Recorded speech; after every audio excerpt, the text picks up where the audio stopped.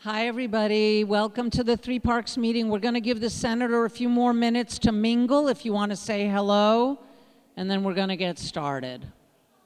Hi, everyone. Before we get started with the meeting and hear from Senator Bottcher, I just want to mention that our Three Parks Dems annual picnic is going to be Tuesday, July 21st. Okay, it's in Central Park, same place as last year. It's called The Pool. The entrance is at 103rd and Central Park West. We've been having it there for about 20 years. And it's great, especially when the weather is wonderful. We'll have a huge turnout. So anyway, I have two sign-up sheets. I'd like to know if you're interested in coming and also what you might be bringing. And we always need volunteers. We set up at 4 o'clock. The picnic starts at 5, goes to 7:30. Then we have to take it down. In the meantime, we're putting up the banner, the tables, and the food out and whatever, so we'd like to have a few volunteers. So I'm going to pass these around, all right? Which means when you sign and you put down the dish you're bringing and you say if you want to help set up or clean up, I always clean up, then you have to pass the clipboard on to the next person. Anyway, I'm going to make a couple of announcements and then bring up our senator. And after our senator will be Greg David, a reporter from the City Reporter. And I'm aiming to get you all out at 8:29 so we can get home to watch the Knicks. Okay, so you all get our email blast with all the stuff we have going on. We have a lot going on, and the more you guys can help out, the more we can guarantee that our endorsed candidates win. Michael Lasher has events on mornings and afternoons to talk to voters about his vision for New York 12, and you can sign up through the web to get that information and find out where he's going to be when. Same thing for Eli Northrup. He also has a whole bunch of events handing out flyers at high traffic locations in the neighborhood between now and the 12th. And here's something, is Mervyn here? Is Mervyn here? I want to make sure he hears this. Mervyn, I'm talking specifically to you, Mervyn. Mervyn, your dream has come true. Eli Northrup has postcard writings this Friday from 1 to 3. Somebody make sure that Mervyn knows that. Postcard writing at Eli's office from 1 to 3 on Friday. We also have other tabling outside Eli's campaign headquarters. Where's Lorraine? Lorraine, raise your hand. There's Lorraine. She runs the table outside Eli's campaign headquarters from 3 to 5, weekdays this week, and then the big thing starts. Here's the big thing. Saturday the 13th, Sunday the 14th, Saturday the week later, the 20th, and Sunday the 21st from 10 until 4, we, Three Parks, will be outside Westside High School handing out literature on behalf of our candidates. The piece of literature that we hope to hand out the most of is our palm cards, and there's some on the sign-in table and some on the guest sign-in table, and Lorraine is waving them in the air. They are fabulous, so I hope that you will take 3 and give them away to your neighbors in the neighborhood so that they all know for whom to vote. Okay, so it's really important. Each of you take 3, maybe you want to take 5, but make sure you give them out. So we're going to be at Westside High. We'd love to have your company any amount of time. You want to come for half an hour, you want to come for an hour, and this is on Saturdays and Sundays during early voting. We will also have some people doing early voting, probably on lunch hour on the weekdays, but the best times to join us are going to be on the weekends from 10 to 4. But Chuck, there's Chuck, raise your hand. We'll be blasting out the times that we're going to be there elsewise. There are also phone banks for Micah, phone banks for Eli, phone banks and text banks for Tom DiNapoli. You heard about the picnic. And here's another really big thing that didn't make it into this blast, but is going to make it into the next one. At 1 p.m. on Saturday the 13th, Eli will be holding a rally in Strauss Park. Very convenient for all of you to attend in Strauss Park. And then from there, they're going to do a parade and march to the polls, all the early voting polls in the neighborhood. And there will be special guests. One of the special guests we know is former council member Helen Rosenthal, but there are other special guests that even I don't know who they are, but we'll soon find out, especially if you join us. And without further ado, I would like you to give it up for our own state senator, Eric Bottcher, who's going to give us his report from Albany. Hi, everyone. Thank you so much for having me tonight. It's great to be back from Planet Albany. I'm back here in New York City, and I want to begin by saying thank you. Thank you not only for your endorsement, but for your help petitioning. And I'm pretty new up in this neck of the woods, but I was blown away by how many signatures you contributed to my campaign, considering that you only have a part of my district and I share it with Cordell Clear. I think you got 1,100 signatures for me alone. Thank you. Thank you.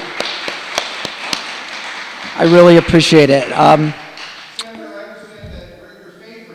100%. Are we on YouTube? I really appreciate all your support. And I think it's been 4 months, almost to the day, or 5 months since I joined the state senate, and this job is even better than I ever imagined. It's more impactful than I ever even imagined, and some of the legislation that I've already been able to pass that I'll talk about, I'm just so excited about it, and it's just the beginning. I'm so excited to go back in January to work with all of you in preparation for our next session in January, but to go back and do even more work. A few bills that I was able to introduce and pass since I started in February. One is, there's 2 tenant protection bills. One bill requires the marshals, when they're undergoing an eviction, they have to post a physical notice of eviction and they have to post it online. What's been happening is they've been posting the physical one, but they'll wait days to post the online eviction. My bill, they have to do it within a day because tenants deserve time to prepare and to defend themselves. This bill will require them to post that notice online within a day of the eviction. Another bill that I introduced and passed will when a tenant files a complaint for harassment against their landlord and requests a rent reduction, currently, if that rent reduction is granted, it only goes back to when DHCR notifies the landlord of the complaint. And sometimes, surprise, surprise, DHCR takes a long time to notify the landlord of the complaint. My bill says that that rent reduction begins when the condition began of harassment, of diminution of services. That will help tenants. Another bill I passed is a bill that will permit artist housing, artist affordable housing in New York. It's been decades since we built affordable housing specifically for artists, and in my city council district, we have West Beth, Manhattan Plaza. These are so critical to New York, and in Manhattan Plaza, a huge percent of the Broadway community lives right there, and that permits them to be part of the Broadway ecosystem. They work late. They shouldn't have to go an hour. They could do auditions during the day, do shows. Anyway, we haven't done it in decades because of the New York City human rights law is complicated because it prohibits discrimination on the basis of lawful occupation. So the city's been shying away from doing it. My bill that was passed will permit artist housing to get built again because it's critical to New York City. Unfortunately, it didn't come to the floor in the Assembly. So when I go back in January, it's sponsored by Keith Powers in the Assembly. We're really excited for it to get passed so we can start building housing for artists again in New York. This is the bill I'm most proud of. It's called Francesco's Law. It was named after a young man, Francesco, who took his own life at the age of 17 when he gained access to a firearm in his parents' home that was unsecured. This bill will require all firearms in New York to be locked up when they're not under the direct control of the owner. This will save lives. And I worked with the mother of Francesco. Her name's Diana Cochran, and she came to Albany last year. It was previously carried by our current Manhattan Borough President, Brad Holman-Siegel. She came every week last year and had to tell her story over and over again. And she came back again this year, and she was going every week. And we met with Leader Cousins and said, we have to pass this bill because every time Diana tells this story, she's reliving the most painful moment of her life. And when I stood up in front of my colleagues in the Senate, I've talked openly about being a survivor of suicide attempts when I was a teen. Very similar to Francesco, having a hard time with coming to grips with my sexual orientation, bullied at school, loss of hope for the future. The difference between Francesco and me is that I did not have access to an unsecured firearm. That is now the law in New York State. It's called Francesco's Law. It's on the governor's desk. Hope she signs into law. I think she will.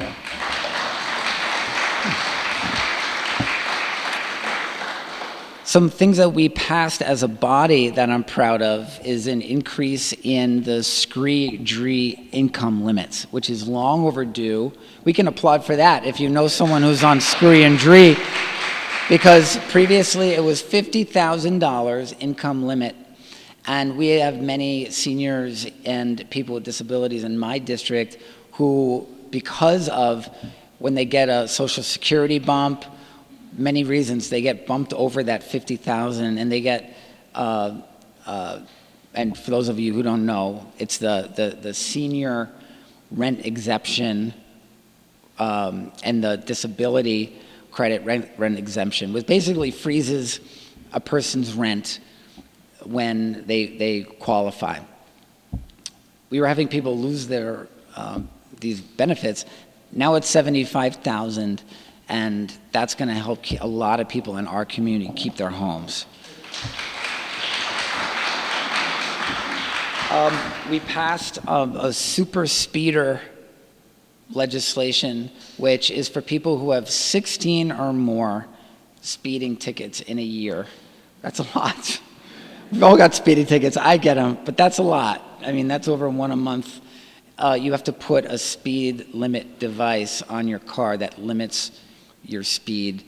That'll address that small percentage of drivers that's causing a big percentage of the accidents. So these are just a few of the things that we were able to do. This was a huge education for me with respect to how the state budget works and the legislative process. It's very different than the New York City Council. I just want you to know. I've been able to put a staff together, and I can tell you tonight something I'm really excited about is that I am hiring Senator Michael Generis's legislative director. He's coming to work for me. How great is that? Deputy Leader Mike Gianaris.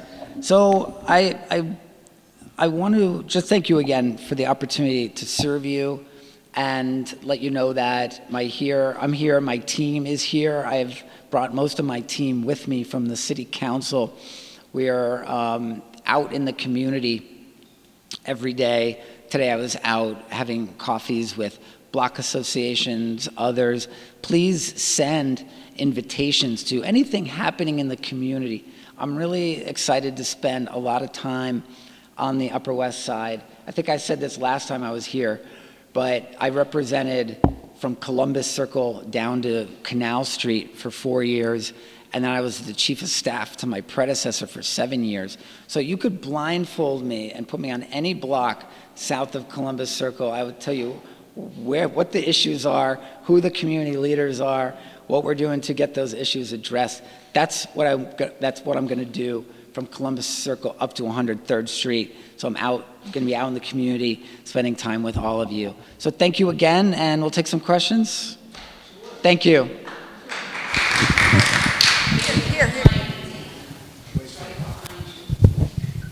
Hey, Senator, nice to see you.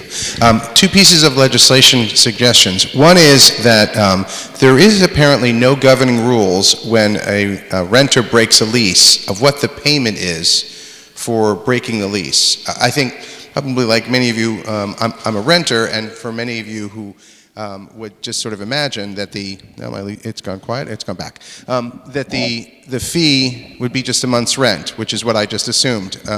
In my building, it was 3 months' rent, which was quite egregious. We were able to work out a new arrangement with the building, but there is no governing authority on that in the rent stabilization. Thank you for that. Lease, there's nothing, it's silent actually. Landlords can set it themselves, particularly in a housing crisis. People have lots of reasons for moving leases, moving in with family in my case, but there are lots of reasons for it: switch of job, change of job, loss of job, any number of things. It shouldn't be that they would be punished for breaking a lease in this environment. Second is 421A rules, which are the rules that governed buildings with 80% market rate, 20% affordable. I think it's also carried over into the new 45X rules that succeeded that, which provided for a lot of rental housing in the city. Many of them have tax benefits in exchange for creating the affordable housing units. When those tax benefits burn off, all of the units go to market rate rents, hugely increased rents. And there was obviously, as you were aware from your predecessor, an effort to prevent rent stabilization, to enforce rent stabilization for all rental apartments. But there seems to be an exception for 421A, and that might be something that your office may want to look into there's a bit of a loophole there. So not questions, but legislation suggestions. Take them as you will, Great and thank you ideas. so much, Senator. Yeah, they're great ideas. I love that idea about the putting a limit on what that fee could be. With respect to the expiration of units, that is true about 421A, and we have a lot of these buildings that were built 20 years, 25 years ago. That time is coming up, so it's sort of a crisis that is a topic of discussion about how we can keep those stabilized. I do believe that 485X is permanently affordable. Greg Davis knows. Yeah, am I right? Okay, good. So that was one of the things that was improved upon when 485X happened. Thank you. Faye, can you give Josh the microphone, please? Hi, what is the current status of the efforts to redistrict in New York to answer what some other states are doing? I should have mentioned that as the list of accomplishments. We passed legislation that will, if the voters approve it, give us the ability to redistrict in New York State, responding to what other states are doing. And we can applaud that because we don't want to do it, but this will permit us to be competitive with other states that are engaging in this practice. So we passed it in the Senate and the Assembly. We've got to pass it next session, and then it'll appear on the ballot next November. And then what we're going to have to do is there's going to be an ungodly amount of money spent, I'm sure, to influence this referendum, but we need to explain to the people of New York that we need to redistrict if we want to prevent one party from securing a permanent governing majority through gerrymandering, which is what they are trying to do.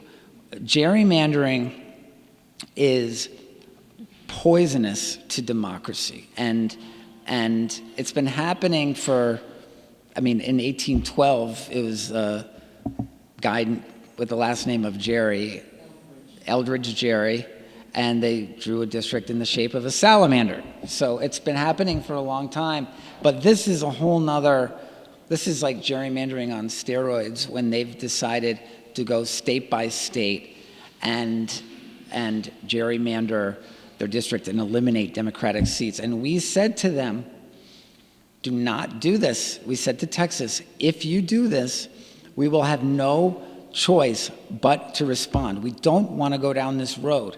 And they went ahead anyway. So that's why we in New York are going to respond. It gives us the ability to do it this time. We passed that legislation. And that was sponsored by Micah Lasher in the Assembly.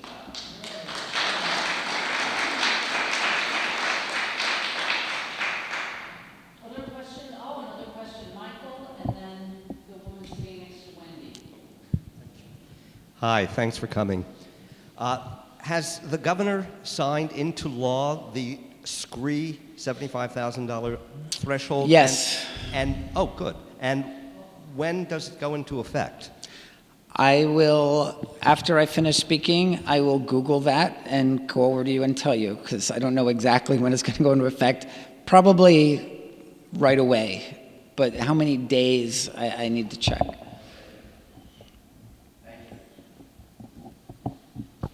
Okay, hi. Thank you for taking my question. What? Why my what is the status of the good clause eviction in Albany? I know it was passed, but is it retroactive? So good cause eviction is in effect, but it has a lot of conditions attached to it. So on a case-by-case basis, people should inquire to see if their rent increases are legal. So good cause eviction, that happened last spring. So it is in effect. I heard that there was that there was a rule on whether it was retroactive. Oh, that's interesting. I'll have to look into that and see to whom it. Yeah, thank you. Greg David says it can't be retroactive. Well, retroactive in the sense that if you have a case that's ongoing. I'm So sorry? I think if it can't be retroactive, it means people who have signed a new lease since. So it would not apply to people with a existing lease. That would be unconstitutional because it's probably the contracts clause of the Constitution. But if you're signing a new lease, good cause eviction applies. Since last spring, since when it was signed. Thank you. But again, on a case-by-case basis, do reach out. We have a tenants clinic in my office every month on the second Tuesday of every month, open to everyone who would like to come in. Where is that? It is virtual, so you have an online appointment, and you just have to give my office a call, and we'll set it up. So Tom Homan has recently saying, with all the incredible amount of money that the Congress very unfortunately just passed to fund ICE, they're going to have people in New York City. So I wanted to hear on the state level, I had heard that there were some protections that Governor Hochul passed, although she did not pass the New York for All law, which would have had greater protections. Can you give us a kind of update and any thoughts about preparing for what's going to hit New York City? Another thing that I'm proud of are the protections that we did pass, which is a ban on masks of all law enforcement in New York State. We created a right of private action, giving people the ability to sue if their rights have been violated by ICE. We created a sensitive locations provision identifying child care facilities, schools, poll sites, healthcare facilities as sensitive locations, empowering them to create policies that prohibit ICE from coming in without a warrant. We also codified access to public education, irrespective of immigration status, and we banned something called 487 agreements, which are basically local precincts, local police departments entering into like a formal agreement with ICE to coordinate activities. And these are just some of the things in there.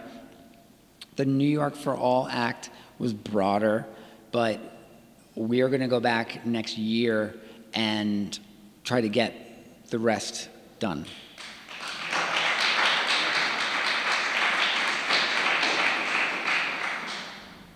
Last question, Wendy. Yeah, because it was in the budget, so this is something I'm learning so much about Albany, including how much policy is done in the budget. And it's arguably not the best way to do policy because it just everything's thrown in there, and the governor says, here's what I want to put in the budget, pass it or don't get paid. We didn't get paid for 2 months, but we held out. And because, for her also, she wanted the budget to get paid, so we got stuff, she got stuff. But that was one of the good things we were able to get in there.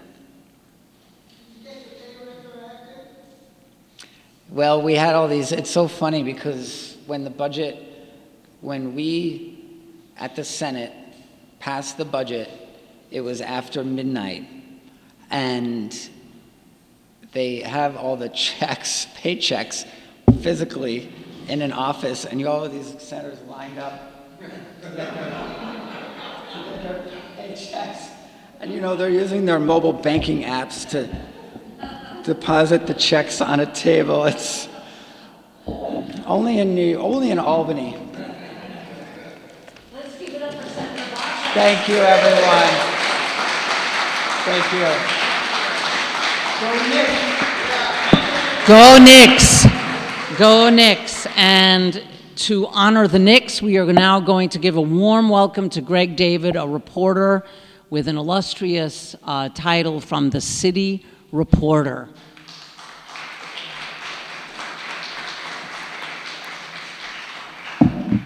So I was asked to talk about the state budget, so I'll tell you what's important about the state budget. And why did my notes just disappear?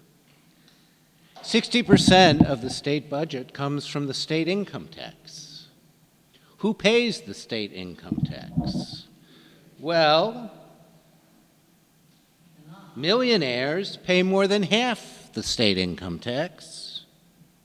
The top 50% of taxpayers pay 99.8% of the state income tax. And the bottom 50% of New York State taxpayers pay no income tax. And by the way, 20% of all tax revenue in the state comes from one industry, and that's Wall Street. So why is the state awash in money? It is awash in money because Wall Street is booming. Indeed, in all the years I've been covering the New York City economy, the holy grail of leaders, whether they were Giuliani or Bloomberg or de Blasio, was to diversify the economy so we were not driven by Wall Street. Booming when Wall Street did well, in terrible shape when Wall Street did not. And we did that. We built this enormous tourism industry. We got enormous benefits of good middle-class jobs from higher education and film and TV. And we became the #2 tech sector in the country, which we still are, including for AI. But as the rest of the economy stalled, Wall Street has been booming. And that's why the state had so much money, which, of course, in the way Albany does, it spent it all. Didn't put any money away for reserves. It has some money away from reserves. Didn't prepare for a rainy day.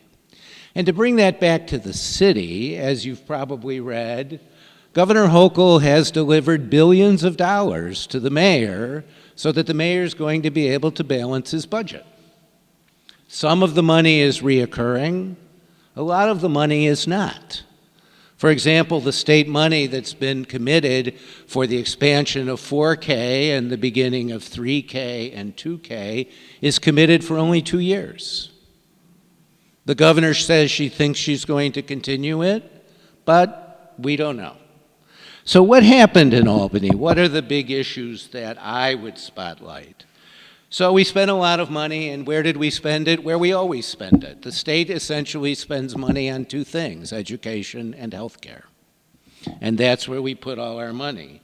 We didn't raise taxes on anyone except people who own very wealthy second homes and don't occupy them very much. I'm all for that tax. They don't pay any property tax. It's just ridiculous. We did exempt tip income from taxes, so we could follow the federal bill, although why tipped workers should be not have to pay taxes on some of their income when low-paid health care workers do is a policy question that's beyond me. We weakened the climate laws. Do you want to know why we weakened the climate laws? Energy prices in New York, the New York area, are up 26% in just the last year. And it's not just gasoline, because we use mass transit so much. Gasoline is a smaller factor in the New York CPI than it is elsewhere. Energy costs are rising. A major issue is the climate issues, and that's why the governor moved to delay them. We made reforms to an auto insurance system that was clearly, easily subject to fraud. We did move to restrict ICE. We'll see what the consequences are and what this invasion of ICE agents may or may not look like in the coming months. So what's going to happen in the next year? Well, the city's going to be in great shape as long as Wall Street is booming.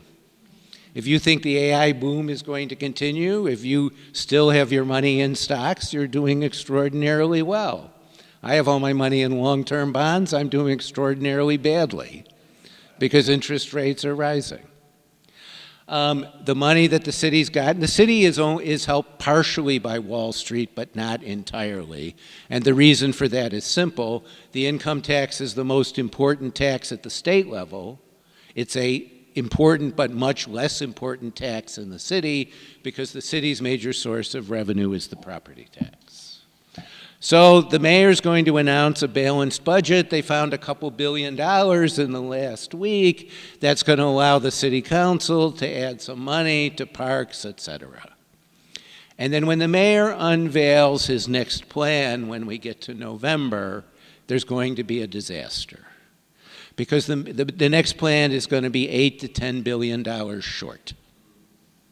The mayor's going to use that to press forward on another campaign to raise taxes on the rich. Of course, New York is the most progressive state in the country when it comes to taxes, maybe with California. The governor issued a shot across the bow yesterday that didn't get much attention. She said the mayor better get spending under control. And I think that was a message for what's going to happen next year. So that's the big picture on the budget, and that's what you really need to know. Once again, if the New York City economy is not being driven by Wall Street, New York State and city budgets are being driven by Wall Street. And we are once again very dependent on whether Wall Street continues this enormous run or whether the enormous run comes to a halt. And that's what's going to set us up for the next year. So I'll take your questions so you can all get home for the Knicks game. And Mr. David has farther to go. Faye, do you want to get to him? And I'm going to No, there's Roger. All right. Thank you. That was sobering. So if the mayor's not able to cram a increase in taxes on the wealthy next November, what happens then? Well, what happens then is he has two options on how to cut spending. One, he says, by the way, that he's going to make government more efficient. This is really hard. And every mayor has said that and has a hard time doing it. He's going to have an especially hard time doing it because he is dependent on union support. And if you want to make New York City more efficient, you really need to get the unions on board and have some way to do that. And then he's clearly going to have to restrain city spending, which is something he does not want to do. So, I mean, we'll see a lot of pressure. I just think that once Hochul wins re-election in November, and I don't think there's any doubt that she will win re-election in November, she doesn't need to worry about the progressives anymore. She has 4 years in office if she wants to complete them. And she will be impervious to the kind of pressure that existed for part of this year, which, I was surprised she was able to resist the idea of a general tax increase on the wealthy. So if she could do that this year, she certainly can do that next year.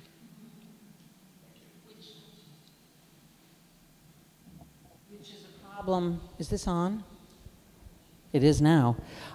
Which is a problem, and I wanted to ask you about this. We have a $10 billion shortfall coming in Medicaid. We already have about 400,000 people who are about to lose their health care. 450, actually. 450,000 people, actually 470,000, Well, but I was, depending. depends on where you look at it, who are about to lose their health care. And Michael Kanukin of the Fiscal Policy Institute was here, and he had done a presentation about how all you would have to do to make up the vast majority of that $10 billion was raise taxes 1 to 2% on people making 250 grand or more a year. So, I don't know, they're gonna miss $2,500, I don't know. But we do have a huge problem coming for health care, which is gonna affect rural hospitals, it's gonna affect people in this room. And what are your thoughts on that, please? Well, just read my story that publishes at 5 a.m. tomorrow on the fraying social safety net. Look, here's some things to think about that Michael wouldn't have told you. The people who are losing health insurance only got it in 2024. It's not like we've been giving them health insurance forever. Some of them might be able to get health insurance in other ways. Some of them may qualify for employer health insurance. My son was on the Essential Plan and took it over employer-sponsored health care because he didn't make enough, and it was much more effective for him. However, Carol Hastings put it pretty well in the budget negotiations. It requires billions to insure those people and to prevent the Medicaid cuts. Well, the story tomorrow is going to talk about the way the state and the city have moved to make sure that the decline in SNAP benefits, that there's a fair amount of money made around to offset it. And what's the difference? Helping in the food area costs hundreds of millions of dollars. Helping the healthcare issue costs billions. The second big issue in Medicaid is actually, they didn't exactly cut the money. They created paperwork and rules designed to force people off the rolls. That's the strategy in the One Big Beautiful Bill. So is the state going to be able to mobilize enough efforts to keep people on Medicaid? They're certainly going to try, and we'll have to see what happens as we go forward. Just know that New York's Medicaid program is far and away the most expensive in the country. As a matter of fact, Bill Hammond, who is a very good, if conservative, he's Michael's counterpart in the political spectrum, though they talk to each other a lot so they get their facts straight. He would point out that the current budget spent enormous money on health care for providers. What we do in this state is we give enormous money to providers, especially hospitals. And we do that because the hospitals and the unions, despite the fighting, are an enormous alliance in Albany. So we'll have to see how people react to the cuts and what people want to do.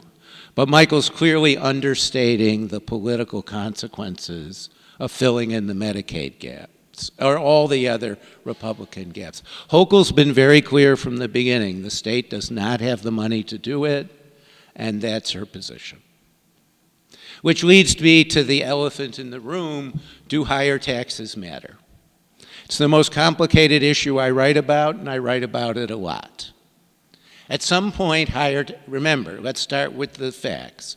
New York has far and away the highest taxes in the country. When you combine state and city taxes, no one taxes as much as we do. It was very interesting when Mamdani was arguing for an increase in the corporate tax. He was comparing the state tax to New Jersey, but he conveniently left out the New York City corporate tax. So in fact, we weren't lower than New Jersey, we were already higher. And his increase would have sent us much higher. Does it matter? Does it matter for where people live? 40% of all pension checks to New York State employees go to Florida. Do they go to Florida because of the weather, or do they go to Florida because it has no income tax? You get to decide. Look, if you raise taxes, there won't be any great exodus to begin. But will it, over time, matter? So there's two ways to look at this. Here's two facts that you can answer for yourself. Does it matter? The New York State's share of millionaires is in a long-term decline. The number of millionaires in New York continues to increase. Which is more important? The decline in the percentage of millionaires who live here, or the fact that their absolute number is increasing? And does that tell us anything? It's the same thing with Wall Street. Wall Street employment is currently at a 20-year high. The share of Wall Street jobs in New York City is at a 25-year low, because Wall Street's expansion is coming entirely outside the city. A lot of it in Texas, Florida, Missouri, etc. Which number is more important? Not a question that there is an objective answer to, but when you answer those questions for yourself, you come to a decision. It helps you guide you on whether taxes in New York are too high and can be raised further. My answer is I don't actually know where the line is, but I do think taxes matter. I do think that people make decisions on taxes. My partner's eldest son and daughter-in-law did very well in their lives. They worked on Wall Street. She's talking endlessly about moving to Florida so she doesn't have to pay the state income tax. Now, when will they move to Florida? When their kids are out of college. How old are their kids? One's in college and one is a junior in high school. When you read all those stories in the Post about, everybody, all the hedge funds and everybody fleeing to Florida during the pandemic, was it true? Well, what we know is it is true for older people. I have a good source who runs a major nonprofit somewhere up here. And he's so unhappy because the 70 and 80-year-olds on his board are leaving and moving to Florida. And he's replacing them with younger people. But the younger people have a lot less money than the people he's losing. And he's very worried about the impact that will have on his ability to raise money. I don't have a specific question on it. I do think that when you are the highest tax place in America, you need to worry about whether further tax increases make a difference. And when you're spending so much more than anywhere else, both at the state and city level, you have to ask yourself, what are we getting for it? And are we getting something good? There, I don't know how many of you followed this. There was this endless lawsuits over the attempt of New York City to move its retirees who have retiree health insurance, virtually unprecedented. I don't know how many of you had retiree health insurance. So they didn't have to go on Medicare. The city wanted to move them to Medicare Advantage, which everyone in the world on Medicare wants. Like 60%, 50% of the people want to be on Medicare Advantage. Well, so they eventually, the city won in the courts, and then Adams gave up. Now we do have a new program that is actually going to make a big difference, not tomorrow, but down the road, in which it is supposed to cut the health care costs of the city workforce by more than $1 billion a year. But if you read it closely and read the stories closely, that's going to come with some reductions in benefits, which are completely out of line with what anyone else in the world gets. So we'll see what happens.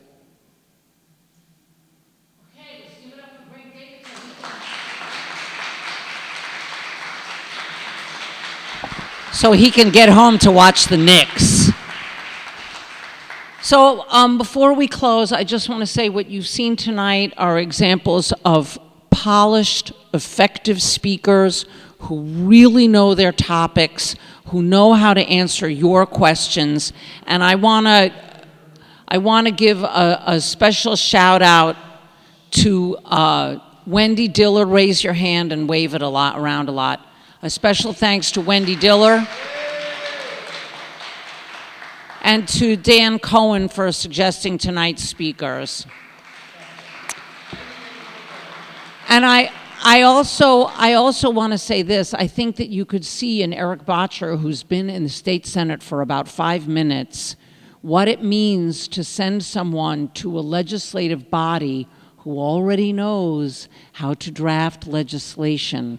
And that's one of the reasons that it's really important that you tell everybody you know to vote for Michael Lasher, because he will be able to hit the ground running when he gets to DC. And with that, go home, turn your TVs on.